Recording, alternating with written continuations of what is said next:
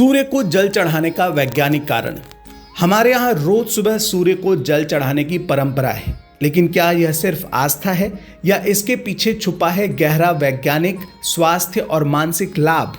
इस वीडियो में आप जानेंगे सूर्य को जल चढ़ाने का वैज्ञानिक कारण, सुबह की धूप शरीर पर कैसे असर डालती है, तांबे के लोटे और जल का क्या महत्व है, आंख, दिमाग और ऊर्जा पर सूर्य अर्घ्य का क्या प्रभाव होता है, क्यों इसे दिन का सबसे शक्तिशाली शुरुआत माना गया है। क्या आपने कभी सोचा है कि हमारे पूर्वज रोज सुबह सूर्य को जल क्यों चढ़ाते थे? क्या भगवान को प्यास लगती है या यह परंपरा हमारे शरीर और दिमाग के लिए बनाई गई है? सबसे पहले जानते हैं सूर्य का महत्व। सूर्य केवल एक ग्रह नहीं, वह पृथ्वी पर जीवन का मुख्य स्रोत है।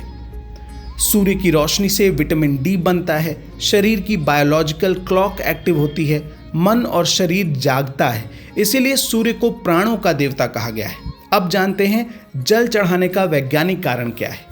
जब हम सूर्य की ओर जल चढ़ाते हैं तो जल की धारा प्राकृतिक प्रिज्म की तरह काम करती है। इससे सूर्य की किरणें सीधे आंखों पर तीव्र नहीं पड़ती, बल्कि फिल्टर्ड होकर पहुंचती है।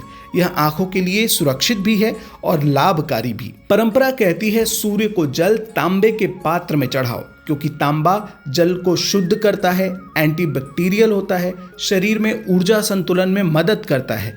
जब तांबे का जल सूर्य किरणों से मिलता है तो वह और भी प्रभावी हो जाता है। मानसिक और ऊर्जा प्रभाव। सूर्य अर्घ देते समय हम सीधा खड़े होते हैं, रीढ़ की हड्डी सीधी रहती है, ध्यान एक बिंदु पर होता है। इससे आत्मविश्वास बढ़ता है, मन शांत होता है, दिन की शुरुआत सकारात्मक होती है।